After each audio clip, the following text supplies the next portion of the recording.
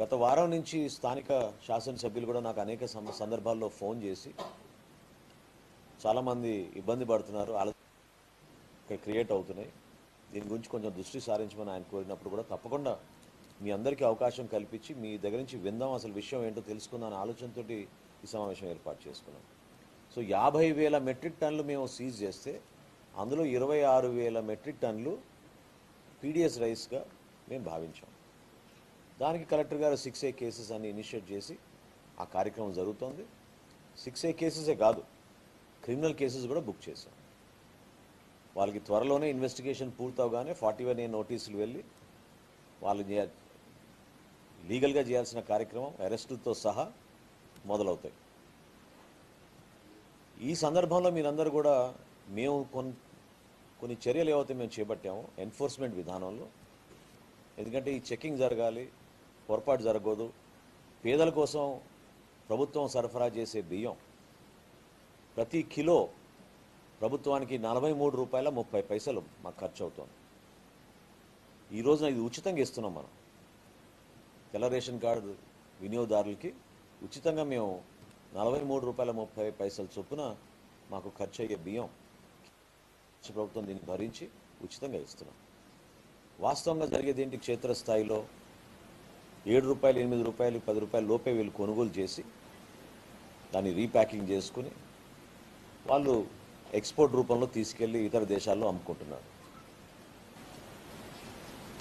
గౌరవ ముఖ్యమంత్రి గారు సమీక్షించినప్పుడు కూడా మొన్న కలెక్టర్స్ కాన్ఫరెన్స్లో కూడా ప్రస్తావించి ఖచ్చితంగా ఈ వ్యవస్థ ప్రక్షాళన జరగాలి, ఒక మార్పు తీసుకురావాలి, జరిగిన దుర్వినియోగం వాళ్ళు చేసిన ఇల్లీగల్ యాక్టివిటీస్ అన్నీ కూడా ఎట్టి పరిస్థితుల్లో ఆగాలని ప్రభుత్వం నుంచి మన అందరం కూడా కలిసి ఓ నిర్ణయం తీసుకున్నాం.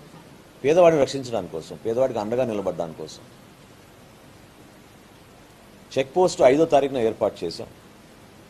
ఏర్పాటు చేసిన రోజే కలెక్టర్ గారు కూడా నాకు ఫోన్ చేసి చెప్పారు, 2-3 రోజులు కొన్ని ఇబ్బందులు ఉంటాయి, ఎందుకంటే ఒకేసారి మేము ఎటువంటి సమస్యలు వస్తాయో కూడా పూర్తి స్థాయిలో మాకు అవగాహన లేదు కాబట్టి ఒక వారం రోజుల తర్వాత ఎవరికి ఇబ్బంది కలగకుండా మనం ట్రాఫిక్ మూవ్మెంట్ జాగ్రత్తగా తీసుకెళ్లేటట్టు చేద్దామనే విషయం ఆయన ప్రస్తావించారు. మీ అంచనాల ప్రకారం, అదేవిధంగా జిల్లా యంత్రాంగం అంచనాల ప్రకారంగా రోజుకి 1100 లారీలు పోర్టుకి రావాలి. మొదటి 2 రోజులు కొంచెం ఇబ్బంది అయినా కూడా 3వ రోజు నుంచి 380, 463 ఈ విధంగా సంఖ్య ప్రతిరోజు పెరుగుతూనే వస్తాం. 3 షిఫ్ట్లు ఆపరేట్ చేస్తున్నాం.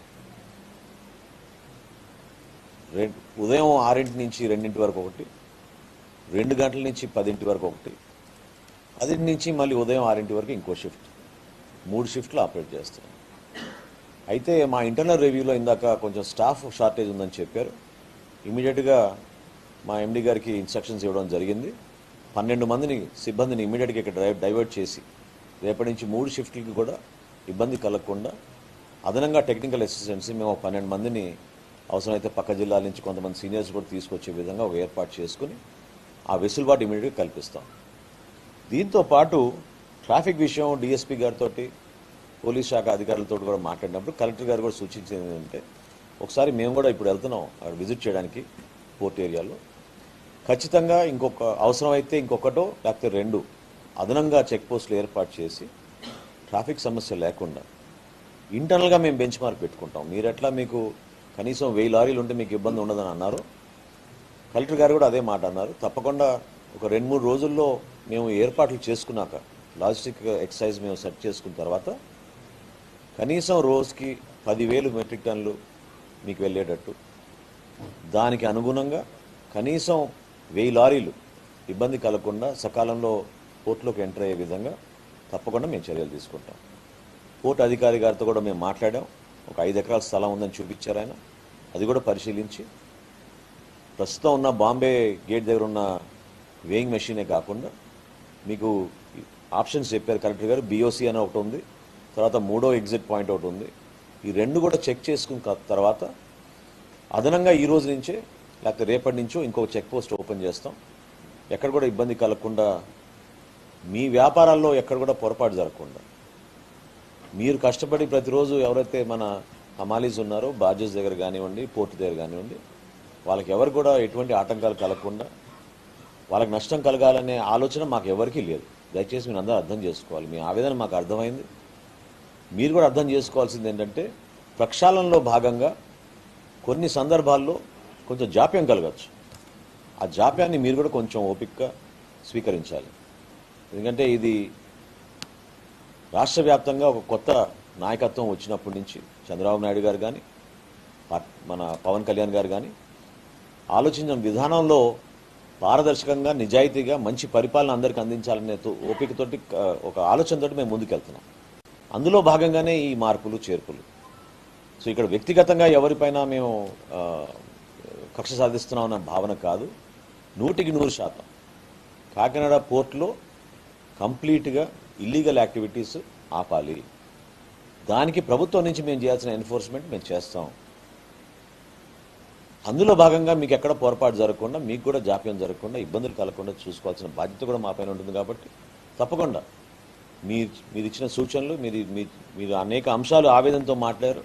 బట్ అన్నింటినీ కూడా మేము పరిగణలోకి తీసుకుని ఎవరికి ఇబ్బంది కలగకుండా మేము చూసుకుంటాం. రెండో విషయం, రైస్ ఏం తీసుకెళ్తున్నారు ఏంటి మాకు సంబంధం లేదని మీరు అంటున్నారు. అది కొంతవరకు కరెక్ట్. కానీ జరుగుతున్న వాస్తవాలు కూడా మీకు వివరించాలి కదా. దాదాపు మేము సీజ్ చేసిన అమౌంట్లో 50% పీడిఎస్ రైస్ అని మాకు అనుమానం ఆధారాలు దొరికినప్పుడు ఖచ్చితంగా మేము దానికి అనుగుణంగానే మేము నడుచుకుంటూ ముందుకెళ్తాం.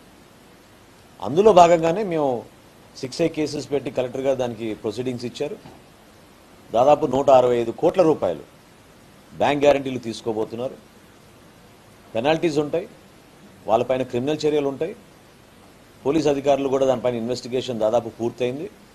వాళ్ళందరికీ 41A నోటీసులు ఇచ్చి లీగల్గా జరగాల్సిన అరెస్టులు కానివ్వండి, లీగల్ ప్రాసెస్ కానివ్వండి, అవన్నీ కూడా సక్రమంగానే జరుగుతాయి. దయచేసి మిమ్మల్ని అందరూ కూడా నేను కోరేది ఏంటంటే ఇందులో మీరు భాగస్వాములు.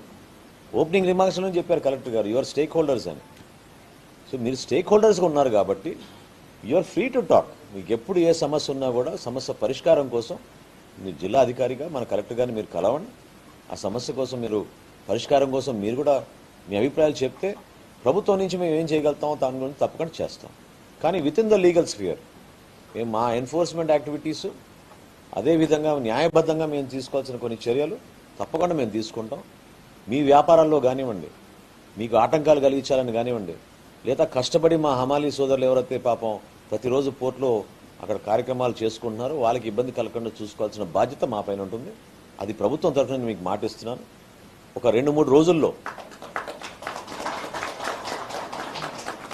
రోజుల్లో ఎక్కడ కూడా ఇటువంటి బాటిల్ నెక్స్ లేకుండా ట్రాఫిక్ మూవ్మెంట్లో కానివ్వండి, బార్జెస్ మూవ్మెంట్లో కానివ్వండి, అదేవిధంగా షిప్ వెసల్స్ గురించి కూడా మీరు ప్రస్తావించారు. మీకు కూడా ఒక షెడ్యూల్ మీకు అర్థమయ్యే విధంగా, సో దట్ మీకు డెమరేజెస్ ఛార్జెస్ రాకుండా మీకు ఏ విధంగా వెసులుబాటు కల్పించాలో ఒక క్లారిటీ తీసుకొస్తారు. దాని ప్రకారంగా మీరు కూడా ప్లాన్ చేసుకోవచ్చు. మీరు ఫోర్కాస్టింగ్ తప్పకుండా by the end of this week, ఎందుకంటే మళ్ళీ 14th 15th వస్తుంది కాబట్టి end of the week collector గారు కొత్త యాక్షన్ ప్లాన్ ఇనిషియేట్ చేసి మీ అందరితో కూడా మళ్ళీ క్లారిటీగా మీకు ఈ సమాచారం అందిస్తే ఇటువంటి అపోహాలు అనుమానాలు లేకుండా దయచేసి మీరు కూడా ఈ ప్రాసెస్లో మిమ్మల్ని కూడా భాగస్వాములుగా మేము కోరుకుంటున్నాం. కాబట్టి ఆ పాత్ర మీరు కూడా పోషించమని మిమ్మల్ని ప్రత్యేకంగా నేను కోరుకుంటున్నాను. స్థానిక శాసనసభ్యులు కూడా నేను కోరేది ఏంటంటే దయచేసి కొన్ని చిన్న ఇబ్బందులు ఉన్నా కూడా అంతిమంగా మేము చేసే కార్యక్రమానికి మీరు కూడా దోహదపడతారని మేము మనస్ఫూర్తిగా కోరుకుంటున్నాం. ఎటువంటి వారైనా ఎవరైనా సరే ఇందులో ఎవరైతే ఇల్లీగల్ యాక్టివిటీస్ చేశారో వాళ్ళపైన కఠినంగా మేము వ్యవహరిస్తాం. అందులో ఎక్కడ కూడా పొరపాటు ఉండదు. Thank you.